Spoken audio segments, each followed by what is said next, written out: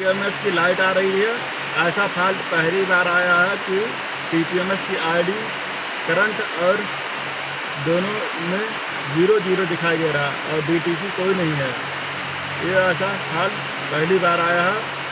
कृपया करके वीडियो को पूरा देखें, तब इस फॉल्ट को पकड़ पाएंगे। इस कार में टीपीएमएस की लाइट आ रही है। देखो लाइट कुछ देर पर आ रही है, फिर बहुत तगड़ी तेज़ी से ब्लिंक कर रहा है, फिर कुछ देर बाद गायब हो जाएगा। फिर इसमें डाटा चेक करेंगे तो दोनों करंट आईडी और चेंज आईडी दोनों 0 दिखाई दे रहा था। फिर इसके बाद इसमें आईवी को चेंज कर दिया गया। आईवी चेंज करने के बाद इसकी लाइट चली जाएगी।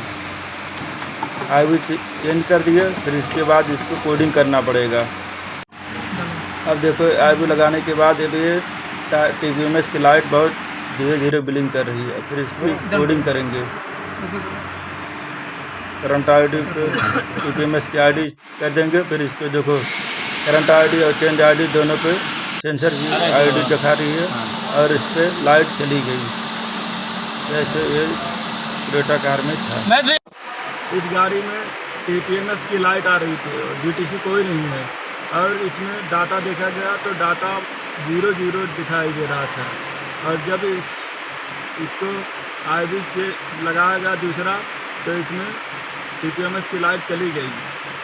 और फिर जब इसका आईवी चेंज कर दिया गया, फिर इसका कोडिंग किया गया टीपीएमएस आईडी में, फिर क्लस्टर वेरिएंट कोडिंग किया गया और इस गाड़ी का टीपीएमएस लाइट चली गई।